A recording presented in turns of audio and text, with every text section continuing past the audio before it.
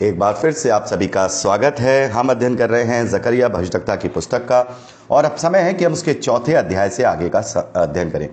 मेरे प्यारे भाई बहनों, उस चौथे अध्याय में पांचवां दर्शन जकरिया भविष्यवक्ता को दिया गया है और यह अपने आप में बहुत महत्वपूर्ण है। उस समय के लोगों के लिए भी बहुत महत्वपूर्ण है और आज के समय के लोगों के लिए भी बहुत महत्वपूर्ण है।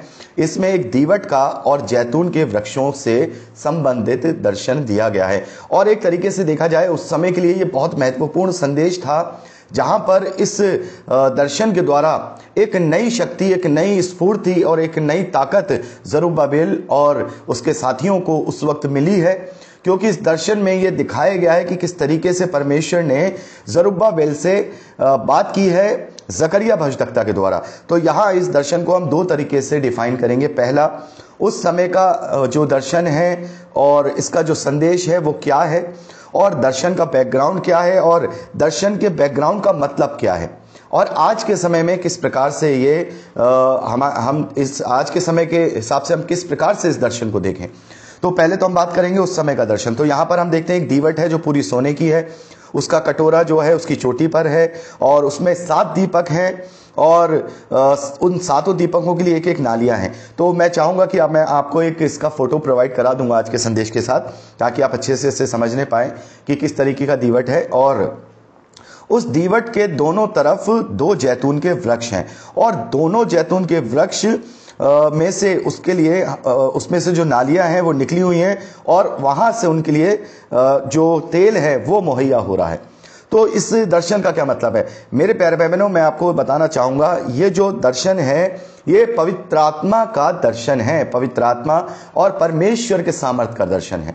मेरे प्यारे भाई बहनों, प्रकाशित वाक्य में भी हम परमेश्वर के सिंहासन का दर्शन देखते हैं। तो वहां पर भी सिंहासन के सामने 7 दीवट देखते हैं, 7 दीपक देखते हैं जो जल रहे हैं।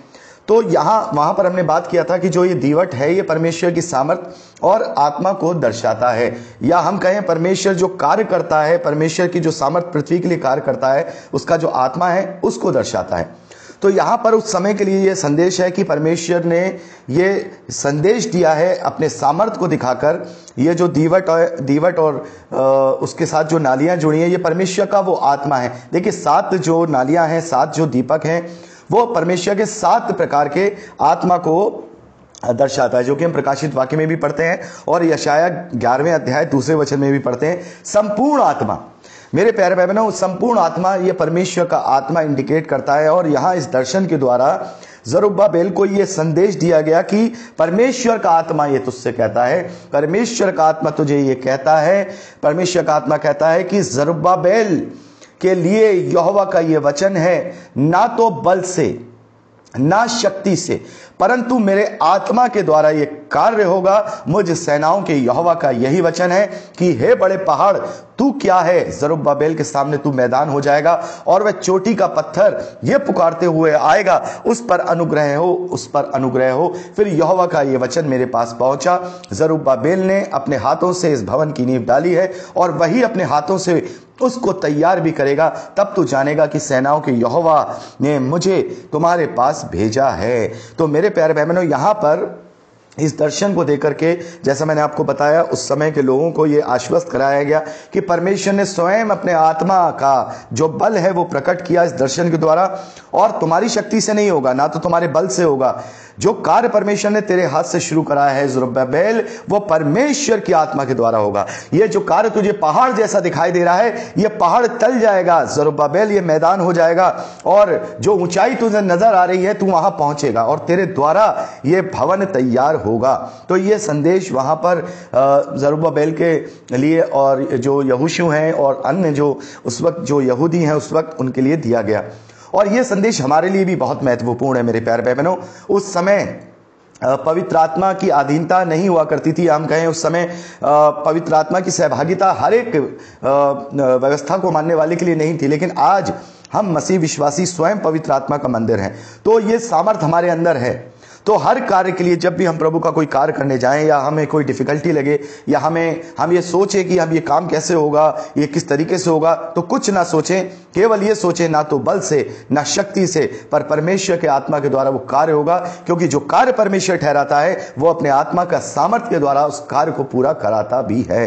तो ये एक मेन संदेश है इसका, जो इस दर्शन के द्वारा परमेश्वर ने उस समय के लोगों के लिए और हर समय के लोगों के लिए दिया है कि जब भी कोई ऐसा कार्य तुम्हारे जीवन में आए तो कोई डरने की और भय खाने की जरूरत नहीं है। सब कुछ परमेश्वर यहोवा पर छोड़ दो, उसका आत्मा ही सब कार्य कराएगा। अब बात करते हैं इस दर्शन के बैकग्राउंड की। मेरे प्यारे बहनों, दर्शन का बैकग्राउंड यहां पर जो हम देख रहे हैं, ये आत्मा का, जो पवित्र आत्मा का जो एक दर्शन है उसका बैकग्राउंड है। सिंबॉलिक तरीके से यहां पे दिया गया है।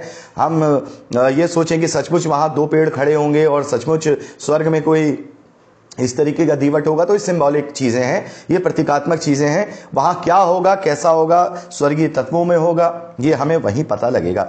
तो यहां पर जो ये बैकग्राउंड है, जैसे मैंने आपको बताया, ये आत्मा का बैकग्राउंड है। लेकिन आज के परिवेश में अगर हम देखें तो ये जो दर्शन है सेम टू सेम वही दर्शन है जो कि हम मत्ती रचित सुसमाचार 17वें अध्याय में पढ़ते हैं। पतरस, यूहन्ना और याकूब को परमेश्वर प्रभु ने जब अपना रूपांतरण दिखाया, तो प्रभु ने रूपांतरण के समय में दिखाया कि एक तरफ तो मूसा है और एक तरफ एलिया है। यूहन्ना, याकूब और पतरस ने वहां पर प्रभु यीशु मसीह के साथ मूसा और एलिया को देखा है। तो मेरे प्यारे भाई बहनों, यहां पर जो सोने की दीवट है एक्चुअली में वो प्रभु यीशु मसीह है, और जो जैतून के जो वृक्ष हैं वो मूसा और एलिया हैं। मेरे प्यारे भाई बहनों, बहुत सारे लोग इसे अलग अलग तरीके से डिफाइन करते हैं। वो लोग कहते हैं कि ये जो जैतून के दो पेड़ हैं, ये दो जातियां हैं, एक यहूदी जाति है, एक मसीह विश्वासी जाति है। लेकिन मेरे प्यारे भाई बहनों, हमें ये देखना होगा कि जो सोने का दीवट जो स्वयं प्रभु यीशु मसीह को इंडिकेट कर रहा है, उसको जो तेल है वो कौन, दो अभिषिक्त जो पुरुष हैं वो मुहैया करा रहे हैं। देखिए 14वें वचन में हम देखते हैं, तब उसने कहा, इसका अर्थ ताजे तेल से भरे हुए वे दो पुरुष हैं जो सारी पृथ्वी के परमेश्वर के पास हाजिर होते हैं। और यही दर्शन हम प्रकाशित वाक्य 11वें अध्याय में पढ़ते हैं कि मैं अपने दो गवाह भेजूंगा जो टाट ओढ़े हुए 3.5 साल तक मेरी गवाही देंगे, और ये वही हैं जो दो दीवट और जैतून का वृक्ष है। तो मेरे प्यारे बहनों, यहां पर हम जब मत्ती रचित सुसमाचार पढ़ते हैं तो वहां पर मूसा और एलिया को देखते हैं, तो ये दो अभिषिक्त हैं।